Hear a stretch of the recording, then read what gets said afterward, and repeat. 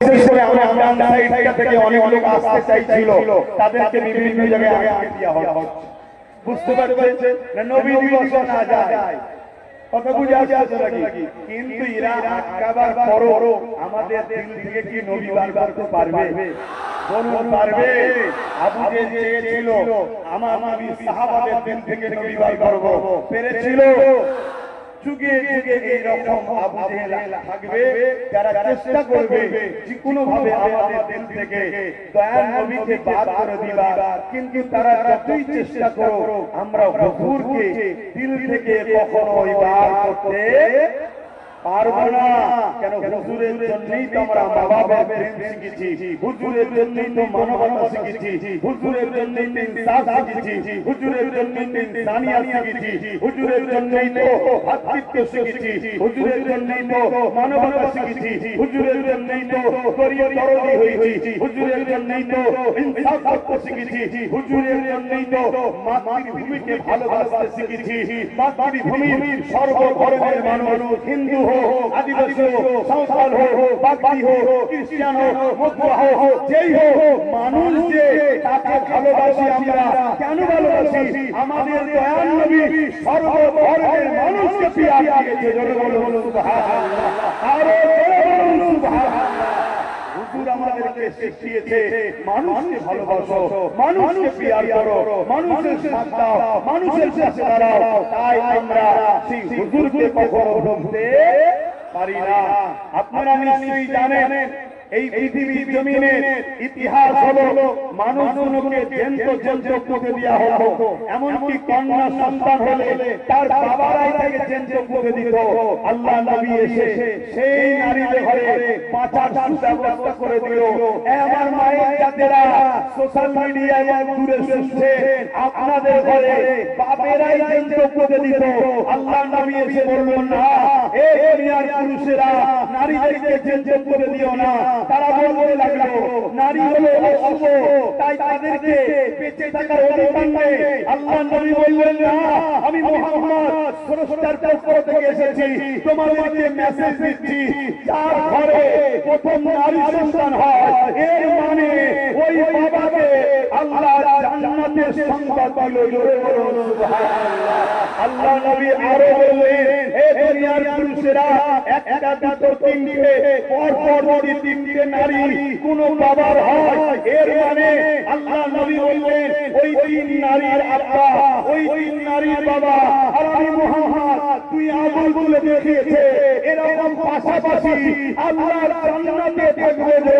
সুবহানাল্লাহ। তাই মায়ের জাতকে কখনো অবজ্ঞা করবেন না, মায়ের জাতকে কখনো অপমান করবেন না, মায়ের জাতকে পিয়ার করুন, মায়ের জাতকে ভালোবাসুন, নারীদেরকে সম্মান দিন, নারীদেরকে মর্যাদা দিন। আজ নতুন করে আবার পৃথিবী জুড়ে আইয়ামে তাহিয়া শুরু হয়েছে, আবার নারীদের উপর অত্যাচার, আবার নারীদের ঘরে ঘরে করা হচ্ছে, আবার নারীদেরকে হত্যা করা হচ্ছে। এ মুস্তাফার গোলামরা, এ নবীর গোলামরা, ও মুনকাররা নবীর মিলাদ থেকে আমরা জীবন দিয়ে হলো নারীদের ইজ্জত বাঁচাবো, নারীদের উপর জুলুম বন্ধ করবো, নারীদের উপর অত্যাচার বন্ধ করবো।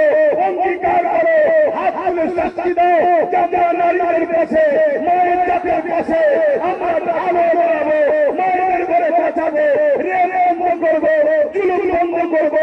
এটার নামই হলো ইসলাম। জোরে বলুন সুবহানাল্লাহ।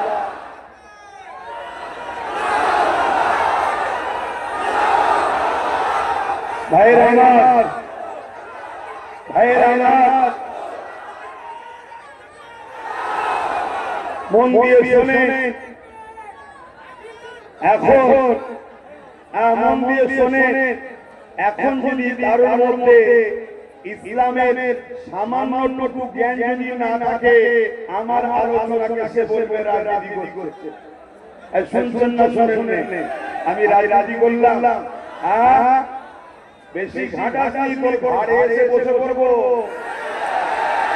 এমনি সবাই বলছে আপনি আসুন, তোর ঘরে এসে বসে পড়বো, দম দিতে পারবি। আমি এতটুকু পারি, আমার এত সাহস আছে, আমি পারি, পারি। কেন আমি একটা জিনিস বুঝি, যেটা জুলুম নয় সেটা ইসলাম আমাকে করা যায় দিয়েছে। তো ভাইয়েরা আমার রাসূল সাল্লাল্লাহু আলাইহি ওয়াসাল্লাম তিনি দোনো জাহানের সুলতান, দোনো জাহানের সরদার, নবীদের নবী। তিনি না আসলে কুল কায়নাতকে আল্লাহ বানাতেন না। হযরত আদম সফিউল্লাহ আমাদের আব্বা জান, তাই তো নাকি? জোরে বলে, প্রত্যেকটা মানুষের আব্বা জান, সে যে ধর্মেরই হোক, বাপ আদম মা হাওয়া, এই দুজন থেকে পৃথিবীতে মানুষ হয়েছে, এই দুজন থেকে পৃথিবীতে মানুষের সূচনা হয়েছে। তাই বাপ আদম আলাইহিস সালাম তিনি হলেন আমাদের আব্বা জান। তিনি যখন আল্লাহ পাক তাকে সৃষ্টি করলেন, তিনি মাথা তুলে দেখছেন, আল্লাহ পাকের আরশ আজিমের উপরে লেখা আছে লা ইলাহা ইল্লাল্লাহু মুহাম্মাদুর রাসূলুল্লাহ। আদম আলাইহিস সালাম জিজ্ঞাসা করছেন, আল্লাহ আপনার তো কোনো শরীক নেই, কেন আপনি কুল হুয়াল্লাহু আহাদ, আপনার কোনো শরীক নেই, লাম ইয়ালিদ ওয়া লাম ইউলাদ, না আপনার ছেলে আছে না স্ত্রী আছে, না আপনি কারো থেকে পয়দা। তাহলে মুহাম্মদ রাসূলুল্লাহকে আল্লাহ বলছে, আদম রে, এটা হলো আমার বন্ধু, জিনাকে না মানাবে এ আদম তোমাকে কেন বাধা দেবে? সুবহানাল্লাহ।